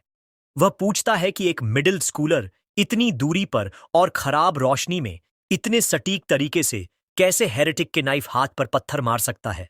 लिनजाक्चन टालमटोल जवाब देता है, कहता है कि ऐसा इसलिए है क्योंकि वह अक्सर अपने दाएं हाथ की ट्रेनिंग करता रहता है। यह अजीब जवाब सुनकर कैप्टन थोड़ी देर के लिए चुप रह जाता है। उनकी बातचीत तभी टूटती है जब शेनिंगहान आवाज लगाती है कि उसकी आंटी आ गई हैं। लिनजिचिन हैरान रह जाता है जब वह देखता है कि उसके माता पिता स्टेशन में घबराते हुए दाखिल हो रहे हैं। उसकी मां घबराई हुई हालत में उसकी तरफ दौड़ती है, डर से चेहरा सफेद और आंखों में आंसू, उसका नाम पुकारते हुए। वह उसे कसकर गले लगाती है और पूछती है कि वह ठीक है या नहीं, और कहती है कि उसने उसे आधा मरने जितना डरा दिया। वह मां को शांत कराने की कोशिश करता है, भरोसा दिलाता है कि वह ठीक है, और तो और उसे ब्रेवरी रिवॉर्ड भी मिला है। उसे कसकर पकड़े हुए उसकी मां उससे वादा लेती है कि अगली बार कोई खतरा हुआ तो वह सबसे पहले कहीं छुप जाएगा। उसकी आंखों में आंसू भर आते हैं और वह कहती है कि उसे बस इतना चाहिए कि वह सुरक्षित बड़ा हो। लिनजिचिन अपनी मां की दिल से निकली चिंता से विजिबली प्रभावित होता है। जब वे निकलते हैं तो लिनजिचिन अपनी मां को फिर भरोसा दिलाता है कि वह हमेशा पहले खुद की सुरक्षा करेगा। पुलिस कैप्टन उन्हें जाते हुए देखता है, अब भी उस लड़के की अजीब एबिलिटीज के बारे में सोचते हुए। रास्ते में बाहर निकलते समय लिन जिचिन 2 महिला पुलिस ऑफिसर्स के पास से गुजरता है जो केस के बारे में चर्चा कर रही थी। एक महिला ऑफिसर कहती है कि परवर्ट्स अब और भी ज्यादा बेशर्म हो गए हैं, और उसकी साथी बताती है कि वह हेरेटिक असल में ग्वांगयुन यूनिवर्सिटी का एक लिबरल आर्ट्स स्टूडेंट था जिसे रैट गॉड कल्ट ने ब्रेन वॉश कर दिया था। पहली ऑफिसर उस कल्ट को कोसती है, लेकिन दूसरी इंगित करती है कि उन्हें जड़ से समस्या खत्म करनी पड़ेगी, और वो है सेल्फ प्रोक्लेम्ड रैट किंग। यह नाम तुरंत ही लिनजिकिन का ध्यान खींच लेता है। घर लौटते वक्त गाड़ी में वह तुरंत अपने फोन पर रैट गॉड कल्ट के बारे में रिसर्च शुरू करता है। ढेर सारी जानकारी देखकर वह हैरान रह जाता है। उसे पता चलता है कि कल्ट का मुख्य बेस शंघाई सिटी में है और उसके ज्यादातर सदस्य समाज के बाहर कर दिए गए लोग हैं। रिसर्च करते करते उसे एक बेहद चौंकाने वाली जानकारी मिली। रैट किंग खुद को एक ऊंचे स्तर के जीव में इवॉल्व करना चाहता है और अपने फॉलोअर्स को जबरदस्ती इवोल्यूशन मटेरियल्स इकट्ठा करने पर मजबूर कर रहा है। इससे उसके मन में एक डरावना सवाल उठा, क्या रैट किंग, जो एक अजीब और खतरनाक जानवर है, पहले से ही सोचने समझने की क्षमता हासिल कर चुका है? उसी पल उसकी सोच टूटी जब उसने खिड़की से बाहर देखा। फुटपाथ पर उसे एक इतना बड़ा चूहा दिखा जो बिल्ली के बराबर था। एक पल के लिए उसने सोचा, क्या यह रैट किंग से जुड़ा हो सकता है? लेकिन फिर खुद को समझाया कि दक्षिण में इतने बड़े चूहे होना कोई नई बात नहीं। उसने इस ख्याल को झटका और महसूस किया कि शेनिंगहान पूरी तरह चुप है। उसने उसकी तरफ देखा तो पाया कि वह असहज होकर हिल रही है, अपने घुटनों को कसकर जोड़े हुए है। वह तुरंत समझ गया। बचपन से ही शीनिंगहान जब भी घबराती है या डरती है, वह अपना ब्लैडर कंट्रोल नहीं कर पाती। भले ही यह उसके लिए शर्म की बात हो, लेकिन लिन जिचिन को हमेशा लगता रहा कि उसके अंदर की यह अजीब सी प्रतिक्रिया किसी छुपी हुई शक्ति से जुड़ी हो सकती है। घर पहुंचकर लिन जिचिन की मां जांग वोंग यह देखकर हैरान रह गई कि लगभग 3000 येन की बीस्ट मीट गायब है। लिन जिचिन ने तुरंत एक बहाना बना लिया और शर्माते हुए बोला कि इमरजेंसी में भागते समय शायद वह कहीं गिर गई। उसकी मां ने तुरंत उसकी सुरक्षा को पहली प्राथमिकता दी और कहा कि मांस की चिंता छोड़ो, बस इतना मायने रखता है कि तुम सुरक्षित हो। लिन जिचिन ने अंदर ही अंदर चैन की सांस ली, लेकिन कहानी यहीं खत्म नहीं हुई। वह इस बात से खुश था कि उसने अपनी मां को मूर्ख बना लिया, मगर उसके पिता लिन यंसन और भी जिद्दी निकले। उन्होंने कहा कि वह उस महंगे मांस को ढूंढने वापस जाएंगे और शेखी बघारते हुए बोले कि भले ही वह एक फेडेड वेज स्लेव हैं, मगर हिम्मत और जज्बे में किसी से कम नहीं। लिन जिचिन ने उन्हें रोकने की कोशिश की और कहा कि लौटना बहुत खतरनाक है और वैसे भी मांस तो अब खराब हो चुका है। लेकिन उसके पिता शक में पड़ गए और पूछा, तुम्हें कैसे पता चला कि मांस खराब हो गया है? घबराकर पसीना पोंछते हुए लिन जिचिन ने जल्दी से जवाब दिया, बस अंदाजा लगाया था। इसी दौरान अब खाली हो चुके पब्लिक सिक्योरिटी ऑफिस में पुलिस कैप्टन अभी भी उस रात की अजीबोगरीब घटनाओं के बारे में सोच रहा था। सिगरेट के कश खींचते हुए वह यही सवाल बार बार दोहराता रहा कि एक साधारण मिडिल स्कूलर इतनी अविश्वसनीय पावर और प्रिसिजन के साथ पत्थर कैसे फेंक सकता है। अचानक उसे कमरे के कोने से अजीब सी आवाज सुनाई दी। उसकी आंखें चौड़ी रह गईं जब उसने देखा फाइलिंग कैबिनेट्स के ऊपर एक विशाल रैट बैठा हुआ है जो किसी भी साधारण चूहे से कहीं बड़ा था। उससे पहले कि वह कुछ कर पाता, वो जायंट रैट छलांग लगाकर नीचे कूद गया। कप्तान ने तुरंत अपनी पिस्टल निकाली और सीधे फायरिंग शुरू कर दी। जो हुआ वो बेहद तेज, हिंसक और खून से लथपथ मंजर था और एक खूनी धुंध में जाकर खत्म हो गई। अगले दिन क्लास में लिनिच अपनी डेस्क पर बैठे हुए भारी सांस भरता है। पिछली रात को याद करते हुए उसे एहसास होता है कि वह अभी भी काफी कमजोर है, चाहे वो ताकतवर हेरेटिक हो या फिर वो फीमेल साइबॉर्ग। उसे जल्दी पैसे कमाने होंगे ताकि ज्यादा बीस्ट मीट खरीदकर अपनी गाइड बुक का प्रोग्रेस बार भर सके, जैसे कि ghost shadow squid.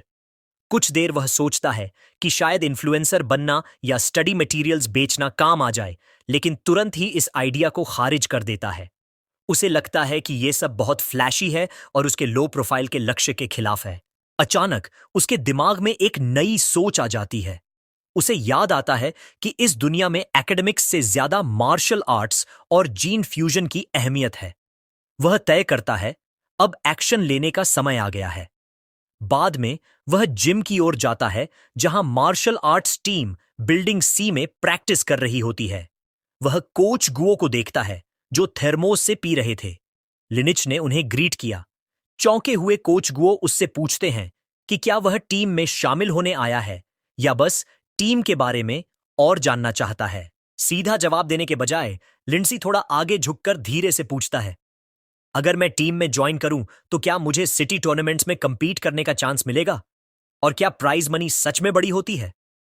Coach Guo मुस्कुराते हुए कंफर्म करता है कि हां, उसे मौका मिलेगा और प्राइज मनी दसियों हजार तक की हो सकती है। उसका सबसे बड़ा कंसर्न दूर हो गया। लिन जिचिन ने कोच से हाथ मिलाया और ऐलान किया, मैं आज से मार्शल आर्ट्स टीम ज्वाइन कर रहा हूं।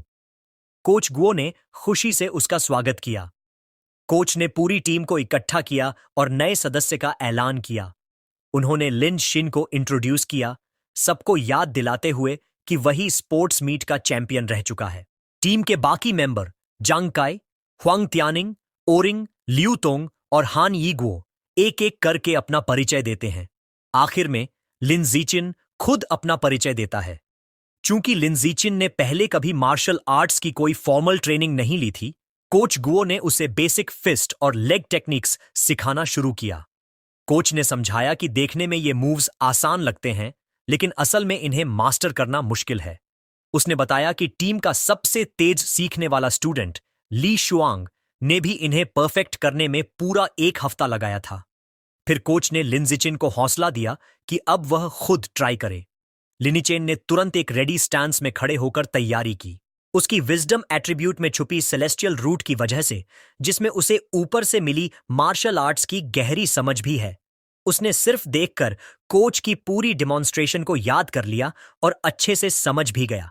जैसे ही वह फिस्ट टेक्निक्स की प्रैक्टिस करता है, सिस्टम से नोटिफिकेशन आता है, उसकी वाइटैलिटी, स्ट्रेंथ, डेक्सटेरिटी और प्रोफिशिएंसी में पॉइंट्स मिलते हैं। वह हाथ और मुक्के के सभी मूवमेंट्स ऐसे करता है जैसे बिल्कुल परफेक्ट, न कोई गलती, न कोई देरी। फिर वह बिना किसी रुकावट के लेग टेक्निक्स पर जाता है और पावरफुल, बिल्कुल स्मूथ किक्स दिखाता है। एक और सिस्टम नोटिफिकेशन आता है। इस बार उसके लेग मसल्स, डेक्सटेरिटी और प्रोफिशिएंसी के पॉइंट्स बढ़ते हैं। कोच और पूरी टीम हैरान रह जाती है। सब बिल्कुल चुपचाप उसकी प्रैक्टिस को घूर रहे हैं। कोच की आंखें फटी की फटी रह जाती हैं और वह थर्मोस गिराते गिराते बचता है, मानो उसे अपनी आंखों पर यकीन नहीं। उसके दिमाग में एक ही बात घूम रही है, कोई इतनी कॉम्प्लेक्स फॉर्म्स सिर्फ एक बार देखकर इतनी परफेक्ट कैसे कर सकता है। यह परफॉर्मेंस देखकर कोच के मन में सिर्फ एक ही ख्याल आता है, ये लड़का तो बोर्न मार्शल आर्ट्स प्रोडिजी है, करोड़ों में एक। शाम के समय शंघाई में लिन जीचिन की मां जांग वोंगशिन उसे खाने के लिए आवाज लगाती है। वह एक्साइटेड होकर चम्मच हाथ में लेकर भागता है और पूछता है, आज मम्मी क्या बनाया? मां गर्व से वो बड़ी थाली दिखाती है जिसमें गोस्ट शैडो स्क्विड है, वही जिसकी उसे चाह थी। खाना इतना खुशबूदार लगता है कि वह मां से बोल पड़ता है, मां, इसकी खुशबू तो कमाल की है। मां कहती हैं, गर्मा गर्म है, जल्दी खा लो। वह एक निवाला लेता है और प्यार से बोला, मां, आपका खाना दुनिया में सबसे बेस्ट है। मां खुश होकर बोलती हैं, अच्छे से खाओ, मैंने तुम्हारे लिए पूरे 3 जिन खरीदे हैं। जैसे ही वह खाना खाता है, सिस्टम में नोटिफिकेशन आता है, गोस्ट शैडो स्क्विड को खाने से उसने उसकी लाइफ एसेंस का एक अंश अब्सॉर्ब कर लिया और उसकी गाइड बुक की प्रोग्रेस 3.01% तक पहुंच गई है। उसे फ्रस्ट्रेशन के साथ एहसास होता है कि मीट खाकर भी वो कमाल का फायदा मिलता है। अगर उसे पहले पता होता तो वह पहली बैच को टच करके खराब नहीं करता। खाना खाते खाते उनकी नजर एक न्यूज रिपोर्ट पर पड़ती है। रिपोर्ट में 14 साल की जीनियस लड़की का जिक्र है जो हिस्ट्री की सबसे यंगेस्ट साइबॉग है। एनर्जी कोर के साथ फ्यूज होने के बाद उसकी एनर्जी सिस्टम ने उसे सुपर ह्यूमन एबिलिटीज दी है। एक हाथ से 5000 किलो का एसयूवी उठा लेना, 100 मीटर की दौड़ 3 सेकंड में पूरी करना और 8 मीटर ऊंचा कूदना उसकी ताकत का उदाहरण है। यह देखकर लिनिचन सोचता है कि उसकी दुनिया के डिबेट में कौन सा रास्ता ज्यादा ताकतवर है, क्योटो प्रोडिजी की जीन फ्यूजन या इस लड़की की साइबरनेटिक्स। उसके ख्याल वहीं टूट जाते हैं जब एक और ब्रेकिंग न्यूज आती है। खबर आती है कि सिक्योरिटी कैप्टन एच चुनशान, जो उन्होंने मिल चुके थे, अपने ऑफिस में मारा गया है। सर्वेलेंस फुटेज में दिखाया जाता है कि उसे एक जायंट म्यूटेंट रैट ने हमला करके खा लिया। मेडिक्स उसे एम्बुलेंस में पहुंचाते हुए दिखाई देते हैं। लिंड सूचेन डर के मारे सन्न रह जाता है। उसे याद आता है वह बड़ा चूहा जो उसने पिछली रात देखा था और सोचता है कि क्या उसका उससे कोई संबंध है। वह कल्पना करता है कि एक विशाल चूहा शहर में तबाही मचा रहा है। कैप्टन की मौत एक काला सच है कि खतरा दिन ब दिन बढ़ रहा है।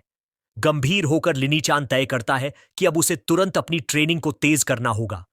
पुलिस कैप्टन की मौत के बाद लिंसियन ने खुद को एक कड़ी ट्रेनिंग रेजिमेंट में लगा दिया। कड़ी प्रैक्टिस के बाद वह अब 100 मीटर 4.61 सेकंड में दौड़ सकता है। उसकी फिजिकल पावर में जबरदस्त बढ़ोतरी हुई है। उसकी वर्टिकल जंप 5.3 मीटर तक पहुंच गई है और वह एक हाथ से 1200 किलो तक उठा सकता है। अपने पर्सनल ट्रेनिंग के अलावा वह स्कूल की मार्शल आर्ट्स टीम के साथ भी प्रैक्टिस करता रहता है ताकि आने वाले टूर्नामेंट के लिए जल्दी से ताकत बढ़ा सके। अगले दिन सुबह स्कूल में वह जिम जाता है और उसकी क्यूरियस साथी शीनिंग हान भी उसके साथ जाती है। रास्ते में एक गुलाबी बालों वाली लड़की लिन जिचिन को देखकर वार्मली ग्रीट करती है और उसे एक बोतल फ्रेश दूध देती है। वह शालीनता से मना कर देता है, उसे धन्यवाद कहता है और शेनचिंग हान के साथ आगे बढ़ जाता है। लड़की थोड़ी निराश होती है। दूर से उसकी टीममेट हुआंग तियनकिंग ये सब देख रहा होता है। वह गुस्से में मुट्ठी ताकता है नाराज होता है कि स्पोर्ट्स मीट में जिसने उसे हराया था वह उस लड़की का दिया हुआ गिफ्ट ठुकरा रहा है जिसे वह पसंद करता है। अपने गुस्से को रोक न पाने के कारण हुआंग टियनकिंग जल्दी से उनके रास्ते को रोकता है। वह लिन जीचिन का सामना करता है और उसकी बुरी आदतों और लड़की के जज्बातों को चोट पहुंचाने पर डांटता है। जब लिन जीचिन कामली बताता है कि उसे मिल्क से एलर्जी है तो हुआंग टियनकिंग इसे मानने से इनकार कर देता है और उसे लायर कहता है। गुस्से से भरकर हुआंग टियनकिंग लिन जीचिन की तरफ इशारा करता है और उसे स्पार के लिए चैलेंज करता है। उसने शर्त रखी, अगर वह हारता है तो वह वापस कभी लिंडीचन को परेशान नहीं करेगा, लेकिन अगर लिंडीचन हारता है तो उसे पूरी बोतल मिल्क पीनी होगी। जैसे ही यह चैलेंज दिया जाता है एक नई सिस्टम नोटिफिकेशन आती है। एक नया अचीवमेंट मिशन शुरू हो गया है। 8000 अलग अलग ओपोनेंट्स को फॉर्मल कंपटीशन में हराना है, survival of the fittest biological trait के लिए। लिंड जिशियान के चेहरे पर एक शरारती मुस्कान फैल जाती है। यह मौका है जिसका वह इंतजार कर रहा था। एक धमाकेदार पर्पल ऑरा उसके चारों ओर फैलता है। वह चैलेंज स्वीकार करता है। उसकी आंखों में जीत की चमक होती है और स्पार के लिए हां कहता है। इस ड्यूल की खबर पूरे स्कूल में तेजी से फैल जाती है। दो स्टूडेंट्स उत्साहित होकर सोचते हैं कि पॉपुलर जूनियर लिन जिकिन और एक सीनियर के बीच होने वाली फाइट जरूर देखेंगे। जैसे ही वे पहुंचते हैं, जिम पहले से ही लोगों से भरा होता है। सभी लोग स्पारिंग एरिया के चारों तरफ एक बड़ी सर्कल में खड़े। भीड़ साफ तौर पर लिन जिकिन के पक्ष में है। उसकी कई फीमेल फैंस उसे जोर जोर से चीयर कर रही हैं। सब कह रही हैं, आज तो ओपोनेंट को सबक सिखा देना। उनमें से वही गुलाबी बालों वाली लड़की भी है जो अपना फोन रिकॉर्डिंग के लिए तैयार करती है। जीन काई नाक सिकोड़ता है क्योंकि उसे गुस्सा आ रहा है कि सब मान रहे हैं कि वह हार जाएगा। वो मन ही मन मानता है कि पिछले 1 महीने में लिंड्स का टैलेंट वाकई हैरान कर देने वाला हो गया है। जीन काई इस लड़ाई को खुद को साबित करने और राइजिंग जीनियस को उसकी जगह दिखाने का आखिरी मौका मानता है। दूसरी तरफ उसके ओपोनेंट की सीरियसनेस के मुकाबले लिन जिचिन बिल्कुल शांत और आराम से दिखता है। वह कैजुअली कहता है, मुझे घर जाकर डिनर करना है, क्या हम फाइट जल्दी खत्म कर सकते हैं? जीन काई इसे इंसल्ट समझता है, मुस्कुरा देता है और कहता है, ठीक है, तुम्हारी आखिरी इच्छा मान लेते हैं। कोच गुओ उनके बीच आकर रेफरी बनता है। वह हाथ ऊपर उठाता है ताकि मैच शुरू कर सके और दोनों को रूल्स याद दिलाता है। लेकिन फाइट शुरू होने से पहले ही जॉन काई चिल्लाकर सबको रुकने के लिए कहता है। एक तिरस्कार भरी मुस्कान के साथ वह लिंडीचिन को हैंडीकैप ऑफर करता है। वह साफ कहता है कि उसने करीब 2 साल तक मार्शल आर्ट्स की ट्रेनिंग की है, जबकि लिंचिन अभी सिर्फ 1 महीने का नया खिलाड़ी है। फेयर खेलने के लिए वह ऐलान करता है कि लिनिचिन को फाइट की पहली 3 मूव्स फ्री में करने देगा। लिंडसाशन सीधा हां कर देता है। जैसे ही वह अग्री करता है, लिंडीचान बिजली की तरह हरकत में आ जाता है। पलक झपकते ही वह जोर से आगे बढ़ता है, जोंगकाई को पूरी तरह चौंका देता है।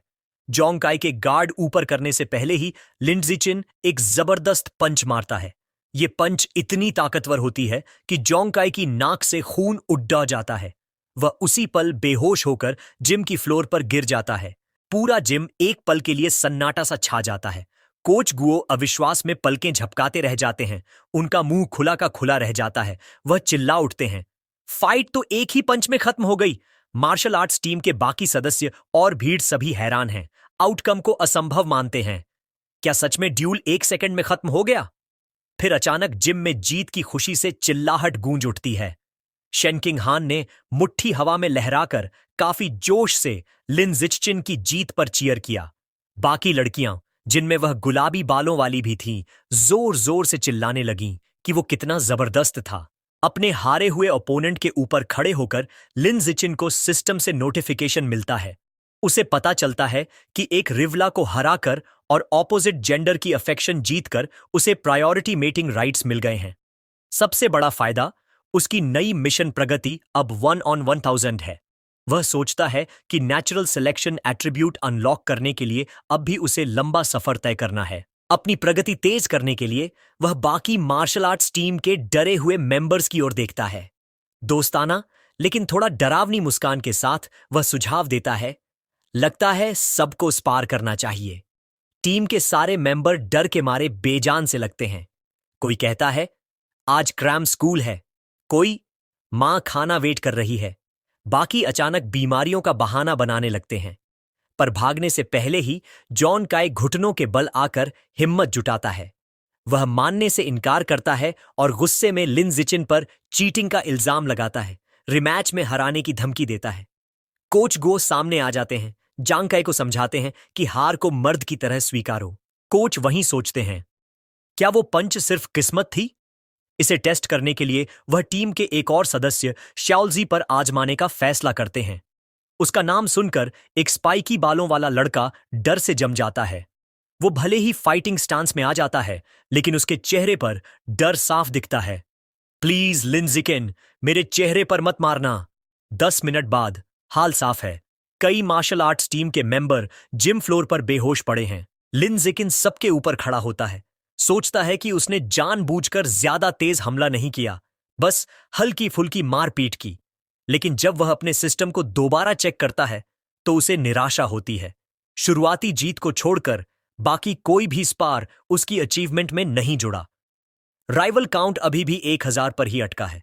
उसे समझ आता है कि फ्रेंडली स्पारिंग से काम नहीं चलेगा। उसे असली प्रतियोगिता में राइवल्स को हराना पड़ेगा। इसी बीच कोई उसके कंधे पर हाथ रखता है। कोच गुओ मुस्कुराते हुए एक्साइटेडली ऐलान करते हैं, लिन जिचिन असली जीनियस है। कोच कहते हैं, सिर्फ 1 महीने में यह न्यूकमर टीम का टॉप खिलाड़ी बन गया है। नई कॉन्फिडेंस के साथ कोच ऐलान करते हैं, लिन जिकिन के साथ हमारी स्कूल इस बार के रीजनल मार्शल आर्ट्स टूर्नामेंट में बाकी सबको हरा देगी। कोच की खुशी के बीच लिनसिचिन के दिमाग में एकदम क्लैरिटी आती है। वह सोचता है, कोच सही है। आने वाला टूर्नामेंट परफेक्ट मौका है, एक साथ कई ऑफिशियल ओपोनेंट से लड़ने का। अब वह ठान लेता है कि बस जैसे ही वह उन्हें ऑफिशियल कंपटीशन में हराएगा, हर जीत उसकी प्रोग्रेस में शामिल हो जाएगी। तभी हारे हुए जैंग काई की आवाज आती है। होश में आकर जैंग काई उठता है, लिन जिचिन की तरफ इशारा करता है और बहुत ही अजीब और ओवर ड्रामेटिक तरीके से अपनी हार स्वीकार करता है। उसकी अजीब बातें सुनकर शेनिंग हान, कोच गुओ और खुद लिन जिचिन सब दंग और परेशान रह जाते हैं। ड्यूल खत्म होते ही बाकी दर्शक और कोच जल्दी जल्दी भाग जाते हैं और जोंग काय अकेला खड़ा रह जाता है, शिकायत करता हुआ कि उन्होंने उसकी स्पीच पूरी नहीं सुनी। इस दुनिया में हर हाई स्कूलर को मार्शल आर्ट्स या एकेडमिक्स में से एक चुनना पड़ता है। दुनिया के खतरों को देखते हुए मार्शल आर्ट्स क्लास को ज्यादा अच्छा माना जाता है। पीछे न पड़ जाए, इसके लिए शीनिंग हान भी मार्शल आर्ट्स क्लास ज्वाइन करने का फैसला करती है और लिन जिचिन के साथ कड़ा ट्रेनिंग शुरू कर देती है। उनकी डेली प्रैक्टिस काफी इंटेंस हो जाती है। 30,000 मीटर की दौड़, उसके बाद 1 घंटे की hand to hand combat practice, फिर ताकत बनाने के लिए सिटअप्स और पुशअप्स। हर सेशन के आखिर में लिन जिचिन शेनशिंगहन को मसल टेंशन दूर करने के लिए मसाज देता है। बेशक लिंडिकिन अपनी खुद की ट्रेनिंग में भी कोई कमी नहीं छोड़ता। वह खुद को हर दिन लिमिट तक पुश करता है। उसका मकसद टूर्नामेंट जीतना और जल्दी से नेचुरल सिलेक्शन एट्रीब्यूट को अनलॉक करना है। 1 महीने बाद उनकी सारी मेहनत की असली परीक्षा आने वाली है। रीजनल मार्शल आर्ट्स टूर्नामेंट का दिन आ गया है और डिटर्मिन्ड लिन जिचिन मुकाबले के लिए बिल्कुल तैयार है। टूर्नामेंट एक बहुत बड़े सिटी जिम्नेजियम में हो रहा था, जहां एक विशाल भीड़ बीच के फाइटिंग रिंग के चारों ओर जमा थी। वेटिंग एरिया में माहौल तनावपूर्ण था। कोच गुओ घबराहट में रोस्टर देख रहा था और शिकायत कर रहा था कि उनकी स्कूल शंघाई हाई का मुकाबला सबसे ताकतवर टीम शंघाई नंबर 1 हाई से पड़ गया है।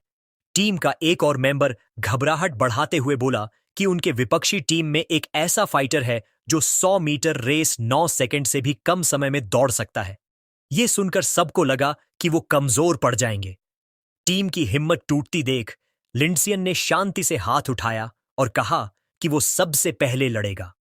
कोच गुओ अभी भी चिंतित था, लेकिन फिर भी मान गया कि उसका सबसे भरोसेमंद खिलाड़ी मैदान में उतरे। जैसे ही लिंडचिन अरीना में पहुंचा, शेनिंग हान किनारे से उसका उत्साह बढ़ाने लगी और कोच गुओ मेगाफोन से हौसला देता रहा। लिंडसियन खुद को लड़ाई के लिए तैयार करने लगा। उसका विरोधी शंघाई नंबर 1 हाई का एक बेहद विशाल और ताकतवर छात्र आगे आया। उसने लिन जिचिन की तारीफ की कि पहले ही साल में उसने टूर्नामेंट तक का सफर किया, लेकिन तुरंत ही उसका लहजा मजाक उड़ाने वाला हो गया। उसने हंसकर कहा कि यह मंच किसी छोटे कद वाले के लिए नहीं है जो अभी तक 1.7 मीटर भी नहीं पहुंचा। अपनी मांसपेशी दिखाते हुए उसने वादा किया कि लिंडसियन को असली फर्क दिखाएगा कद और ताकत का। रेफरी ने इशारा किया और मुकाबला शुरू हुआ। बड़ा विरोधी तेजी से आगे बढ़ा और एक जबरदस्त मुक्का मारा, लेकिन सबके हैरान होने पर लिन जिचिन पीछे नहीं हटा। उसने आसानी से उस वार को किनारे किया और झटके में सीधा एक मुक्का विरोधी की छाती पर दे मारा। टक्कर विनाशकारी थी। जोर इतना था कि वह विशाल छात्र पूरे अखाड़े में उड़ता हुआ दूर जा गिरा और बेहोश हो गया। घोषक कुछ पल स्तब्ध रह गया, फिर हकलाते हुए लिन जिकिन की जीत का ऐलान किया। किनारे पर शेनिंग हान खुशी से उछल पड़ी और बोली कि उसका शियाओ चेन कमाल का है। बाकी शंघाई हाई टीम भी जश्न मनाने लगी। कोच को घेरकर चिल्लाई कि लिन जिचिन सच में अद्भुत है और विरोधी की ताकत को मरी हुई मांसपेशियां कहकर मजाक बना दिया। इसी बीच दूसरी तरफ शांघाई नंबर 1 हाई का कोच गुस्से से भर उठा। उसने अपने हारे हुए छात्र को डांटते हुए कहा कि वह बिना सोचे समझे सीधा हमला कर बैठा और अपना फुटवर्क इस्तेमाल ही नहीं किया। रिंग में वापस लिन जिचिन को सिस्टम नोटिफिकेशन मिला जिसमें कंफर्म हुआ कि उसने एक और टूर्नामेंट राइवल को हरा दिया है। उसकी रैंकिंग बढ़ गई और उसका एलिमिनेशन काउंट टोनबाई 100 तक पहुंच गया। उसने मुट्ठी भींची, संतुष्ट होकर सोचा कि यही मैच उसे आगे बढ़ने के लिए चाहिए। विपक्षी कोच इसे रोकने के इरादे से अपने अगले फाइटर को बुलाता है, एक लड़का जिसका नाम चेन फोंग था, और उसे सख्त आदेश देता है कि वह पहले साल के छात्र को जितनी जल्दी हो सके कुचल दे। चेन फोंग शांति से मान जाता है। वह स्टेज पर चढ़ता है और रेडी स्टैंस लेता है, पिछले फाइटर से कहीं ज्यादा कंपोज्ड दिखाई देता हुआ। अनाउंसर इशारा करता है कि दूसरा ड्यूअल शुरू हो। चेन फोंग तुरंत अपनी बेहतरीन टेक्निक दिखाता है, अविश्वसनीय स्पीड से मूव करता हुआ और लगातार हमले करता हुआ। लिंडजी चेन शांति से इस असॉल्ट का सामना करता है और एक शक्तिशाली किक को सिर्फ एक हाथ से ब्लॉक कर देता है, लेकिन उसके ब्लॉक की ताकत इतनी ज्यादा होती है कि चेन फोंग हवा में बेकाबू घूमता हुआ सीधा अरीना फ्लोर पर गिर पड़ता है और बेहोश हो जाता है। मेडिक्स तुरंत स्ट्रेचर लेकर आते हैं और चेन फोंग को ले जाते हैं, कहते हुए कि उसे सिर का स्कैन चाहिए। भीड़ हैरान रह जाती है। लोग आपस में बड़बड़ाने लगते हैं, सोचते हुए कि अभी क्या हुआ, और अंदाजा लगाते हैं कि शायद शंघाई हाई का ये छात्र बेहद लकी है। कुछ गुस्साए दर्शक चिल्लाते हैं कि टूर्नामेंट रिग्ड है और रिफंड की मांग करते हैं, लेकिन शांघाई नंबर 1 हाई का कोच सच्चाई समझ चुका था। सिर पकड़कर निराशा में बैठा उसे धीरे धीरे एहसास होने लगा कि ये लक नहीं है। शांघाई हाई का ये फर्स्ट ईयर सच में कमाल का खिलाड़ी है। वापस वेटिंग एरिया में कोच ने नई स्ट्रेटेजी बनाई। उसने अपने अगले फाइटर को बुलाया, नुकीले बालों वाला लड़का जिसका नाम गा फे था, और उसे सख्त आदेश दिए कि वह पूरी तरह डिफेंस पर ध्यान दे और चेतावनी दी कि अब हारने की गुंजाइश नहीं है। लेकिन गा फे आत्मविश्वास से भरा हुआ था। उसने काल्मली अपने कोच से कहा कि चिंता मत करो, वह जरूर जीतेगा। जैसे ही वह रिंग की ओर बढ़ा, गा फे मन ही मन लीन की जीतों को नजरअंदाज कर रहा था। उसका मानना था कि उसका प्रतिद्वंद्वी असली ताकतवर नहीं है और अब तक सिर्फ चालों से जीता है। अपनी बेहतरीन स्पीड 100 मीटर डैश 9 सेकंड से कम में और ज्यादा एक्सपीरियंस के भरोसे उसे पूरा यकीन था कि वह हार ही नहीं सकता। भीड़ में घमाघमी हलचल थी। दर्शक गा फे की रेप्यूटेशन पर चर्चा कर रहे थे और उसकी स्पीड देखकर हैरान थे। भीड़ में कोई कहता है कि उसके पिता एक जीन फ्यूजन यूजर हैं और इसी वजह से उसकी एबिलिटीज इतनी एनहांस्ड हैं। सबको लगता है कि अब लिन जिचिन की ये शानदार रन यहीं खत्म होने वाली है, लेकिन साथ ही सब उसके पोटेंशियल को भी मानते हैं। अनाउंसर ड्यूअल शुरू करने का इशारा करता है। अपने कोच की बातों को अनसुना करते हुए गा तुरंत ऑफेंसिव हो जाता है। वो लिन जिचिन की तरफ जोरदार किक से अटैक करता है और फिर रैपिड स्ट्राइक्स बरसाने लगता है। यहीं वो अपनी स्पेशल टेक्निक निकालता है, flowing water shattering rock fist. Coach गुस्से से अपनी सीट से चिल्लाता है, अपने स्टूडेंट को डांटते हुए कि उसने ऑर्डर्स फॉलो क्यों नहीं किया। लेकिन गा डिफेंस को बेकार समझता है। उसे यकीन है कि उसके जैसा जीनियस को इसकी जरूरत ही नहीं। उधर लिन जिचिन आसानी से उसके सारे ब्लोज इवेड मींस डिफेंड करता जाता है। उसे ये टेक्निक इंटरेस्टिंग लगती है और वहीं खड़े खड़े डिसाइड कर लेता है कि इसे सीख लेगा। गा फ्रस्ट्रेट हो जाता है क्योंकि उसकी एक भी हिट कनेक्ट नहीं हो रही। थक कर वो रुक जाता है और गुस्से में पूछता है कि आखिर लिन जीन उसके अटैक से बच कैसे रहा है। लिन जीन बिना घबराए कामली जवाब देता है, और कोई मूव्स हैं तुम्हारे पास? सीधा उसे टॉन्ट कर देता है। ये सुनकर गफे और भड़क जाता है और डेस्परेट होकर पंचेस की नई बराज छोड़ देता है। लेकिन मूव्स वही पुरानी और प्रिडिक्टेबल होती हैं। लिंजिचिन सोचता है, ठीक है, अब ऑब्जर्वेशन काफी हुआ, चलो खत्म करते हैं। वो आखिरी पंच को एफर्टलेसली डॉज करता है और सीधा एक पावरफुल किक गा फे के मिड सेक्शन पर मारता है।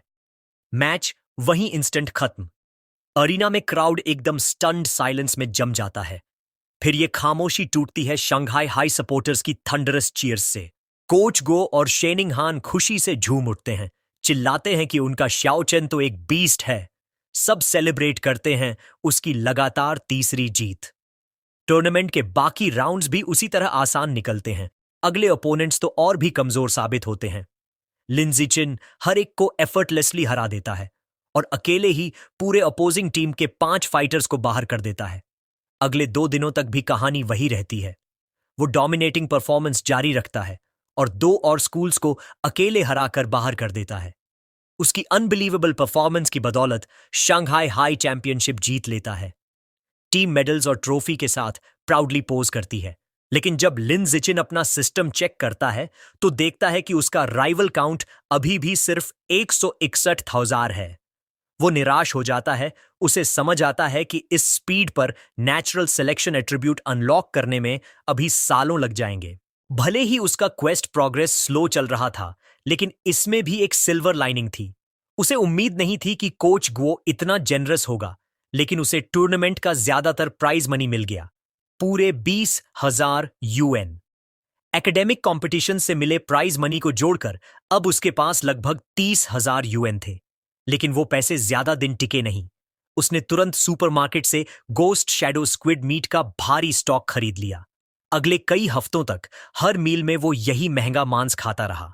करीब 30 जीन खाने के बाद उसके कोडेक्स अनलॉक प्रोग्रेस का प्रतिशत गोस्ट शैडो स्क्विड के लिए 33% तक पहुंच गया। उसकी लगातार ट्रेनिंग और बीस्ट मीट खाने का असर साफ दिखा। मिडिल स्कूल के दूसरे साल तक उसने ब्रेक थ्रू किया और ऑर्डिनरी टीयर 3 से टीयर 4 में एडवांस कर गया। उसकी फिजिकल एबिलिटीज अब नई ऊंचाइयों तक पहुंच चुकी थीं। अब वो एक हाथ से आराम से 1890 कीजीज उठा सकता था, सीधा 5.65 मीटर वर्टिकल जंप मार सकता था और 100 डेंटर स्प्रिंट सिर्फ 4.49 सेकंड्स में पूरी कर सकता था। समय तेजी से बीत गया और जल्द ही वो और शेनिंग हान शंघाई की मिडिल स्कूल डिवीजन से ग्रेजुएट हो गए। लेकिन जब हाई स्कूल एंट्रेंस एग्जाम के रिजल्ट्स आए तो उनकी राहें अलग होती नजर आईं। शेनिंग हान अपने कमरे में बैठी रो रही थी। उसका दिल टूट चुका था। उसने लिन जिचिन से पूछा, क्यों? इतनी मेहनत के बाद भी हम एक ही हाई स्कूल में नहीं जा सकते? लिन जिचिन ने समझाया कि उसने लिबरल आर्ट्स और मार्शल आर्ट्स दोनों में फर्स्ट रैंक हासिल की है। शेनिंग हान की एकेडमिक स्कोर्स एक्सेलेंट थे, लेकिन उसकी मार्शल आर्ट स्कोर इतना हाई नहीं था कि वो शंघाई हाई की एलीट क्लास में जा सके। वो उसे चुप कराते हुए सांत्वना देता है।